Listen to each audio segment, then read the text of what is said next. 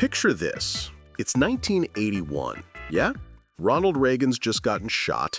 MTV has launched with Video Killed the Radio Star. How fucking prophetic. And in the experimental art wasteland that is downtown New York, three misfits with cheap, thrifted guitars and a profound misunderstanding of how rock music is supposed to work are about to accidentally reinvent the entire concept of what a guitar can do. Their names? Thurston Moore, Kim Gordon, and Lee Ranaldo. Their band? Sonic Youth. Their secret weapon? They're too artistically pretentious and too broke to play anything that sounds remotely normal. This is the story of how Sonic Youth didn't just change indie rock. They grabbed it by the throat, threw it down a flight of stairs, and then spent 30 years proving that noise could be more beautiful than melody, and that the space between notes was often more interesting than the notes themselves. But first, let's talk about just how spectacularly unlikely this whole thing was.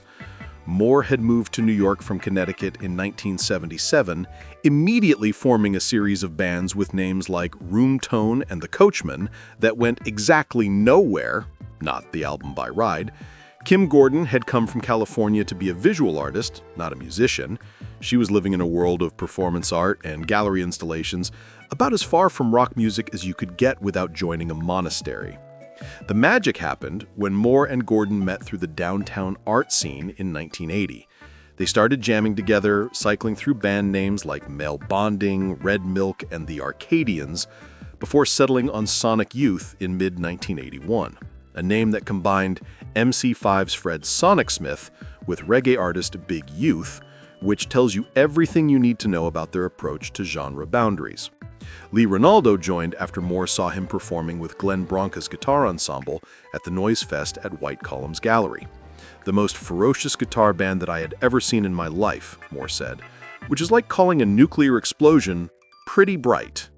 Their early recordings were made with whatever drummer they could find, Richard Edson, then Bob Burt, then Jim Sclavunos, then Bob Burt again, like a game of percussion musical chairs played by people who couldn't keep time. The real breakthrough came when they hooked up with Glenn Branca, who taught them the dark art of alternate tunings. I remember saying to Glenn that our guitars were so bad that we couldn't really make them work for us. He came over to my apartment with 6 guitars, 3 under each arm, no cases or anything, and threw them onto the futon. It was amazing. Branca had guitars with 6 strings all tuned to E, guitars that sounded like construction accidents, guitars that redefined the very concept of what a chord could be. This wasn't your dad's D-A-D, G-A-D-A experimentation. These were tunings so weird they had to be written down or they'd be lost forever. Moore would just strum the open strings and adjust them until I liked what it sounded like, creating tunings that no rational person would ever attempt. Their early albums, Confusion is Sex and Bad Moon Rising, 1983 and 1985 respectively, were exercises in controlled chaos. They sounded like what would happen if the Velvet Underground had been raised by art school dropouts with anger management issues. Critics didn't know what to make of them, so Village Voice editor Robert Christgau helpfully grouped them with bands like Big Black and the Butthole Surfers under the Pigfucker label, which is either the worst or best genre classification in music history. The band's response was to rename their song Kill Your Idols to I Killed Christgau with My Big Fucking Dick, which is exactly the kind of mature artistic response you'd expect from people who thought feedback was a melodic element. They eventually made peace with Christgau because even noise rock bands have to grow up sometimes. By 1985, Steve Shelley had settled in as their permanent drummer, giving them the rhythmic foundation they needed to turn their experiments into actual songs. Evolve, 1986, and Sister, 1987, showed they could write hooks while still sounding like they were trying to summon demons through their amplifiers. But it was 1988's Daydream Nation that proved Sonic Youth could create something genuinely transcendent. Recorded at Green Street Studios with engineer Nick Sansano, who'd worked with Public Enemy and was probably wondering what the hell he had gotten himself into, the double album was their masterpiece. Teenage Riot opened with a guitar line that sounded like it was beamed in from outer space, building into something that was simultaneously chaotic and controlled. The album was long, ambitious, and absolutely fearless, proof that alternate rock could be both intellectually challenging and catchy. Critics went insane. The Village Voice voted it the second best album of 1988. Rolling Stone ranked it at number 2. The NME called it the most radical and political album of the year and awarded it a perfect 10. Even David Bowie called it an extraordinary album, which is like getting a compliment from God if God played really weird guitar music, which he probably does.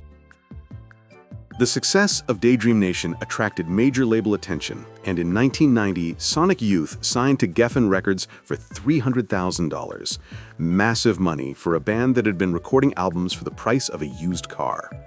Their first major label album, Goo, was their most accessible work to date, featuring Cool Thing with Public Enemy's Chuck D.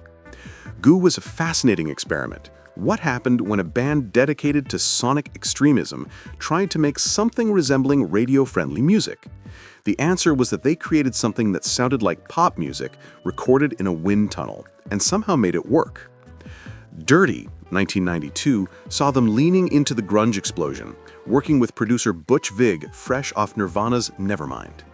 The album reached number 83 on the Billboard 200, their highest chart position to date, and proved they could surf the alternative rock wave without compromising their essential weirdness. Throughout the 90s, they remained prolific and unpredictable. Experimental Jet Set Trash and No Star, 1994, and Washing Machine, 95, showed they could still surprise listeners after more than a decade together. They headlined Lollapalooza in 1995, bringing their noise experiments to arena crowds who probably came to see Courtney Love. In 1999, Jim O'Rourke joined as a fifth member, bringing his own experimental credentials and helping the band enter a new phase. Murray Street, 2002, recorded after their instruments were stolen, was a remarkably mature album that proved they could make beautiful music without sacrificing their edge. The album was recorded in their Echo Canyon studio near the World Trade Center, and the sessions were interrupted by 9/11. The band led benefit concerts and delayed the album's completion, but when it finally emerged, it was hailed as a masterpiece of restraint and power. In late 2005, O'Rourke, who had by then worked with Wilco on their masterpiece Yankee Hotel Foxtrot, 2002, P.S. It deserves a video, so comment if you want to see it, left the band to pursue other interests, primarily his growing passion for film work and soundtracks. Lee Ranaldo noted that O'Rourke's departure was good for the band and that they would continue as a four-piece group. Following O'Rourke's departure, Rather Ripped, 2006, leaned into the indie rock explosion of the 2000s. The album was still unmistakably Sonic Youth, only through an Interpol filter. The Eternal, 2009, would prove to be their final studio album, though nobody knew it at the time. The band had survived every trend, outlasted every scene, and remained vital for 3 decades. But behind the scenes, the marriage that had been the band's emotional center was falling apart. Kim Gordon and Thurston Moore's relationship, which had been a symbol of indie rock stability, was cracking under the pressure of decades on the road and Moore's midlife crisis. In 2011, the announcement came. Sonic Youth was done. Their final show was in Sao Paulo, Brazil, with Gordon and Moore barely speaking to each other, ending both a 30-year band and a 27-year marriage with the emotional weight of everything unsaid. The divorce sent shockwaves through the alternative rock world. Fans felt personally betrayed, as if the last authentic couple in rock music had been revealed as just as fragile as everyone else. As Gordon put it, "You feel like you know them, nobody wants anything to change." But Sonic Youth's legacy was already cemented. They'd shown that rock music could be pretentious, and that was okay. That noise could be beautiful, and that the guitar was capable of sounds that nobody had actually imagined. The influence can be heard in everything from grunge to shoegaze to post-rock to experimental hip-hop. They proved that alternate tunings weren't just academic exercises.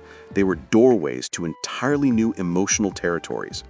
They showed that a band could be weird and successful, challenging and popular, avant-garde and accessible. They redefined what it meant to be an indie band in the age of corporate rock. And when it was over, they left behind 16 studio albums, countless influence bands, and the knowledge that rock music was capable of things that most people never even dreamed of. They showed that the space between notes could be as important as the notes themselves, that feedback was a form of melody, and that the most beautiful music sometimes came from the ugliest sounds. In the end, Sonic Youth didn't just change indie rock, they expanded the very definition of what music could be. And honestly, in an age of algorithmic playlists and focus group hits, their commitment to beautiful chaos feels more revolutionary than ever. That's pretty much everything, and it's still not enough. Hey, if you like the video, leave a like. The algorithm monster needs feeding, and I'd rather it be your engagement than my soul. Also, if you want to see more content like this, subscribe. I've told enough of these stories already, but I've still got about 58 more running around in my coffee-ridden head. Leave a comment, I'll read it. I haven't got enough to do. Yeah, this is it. See ya.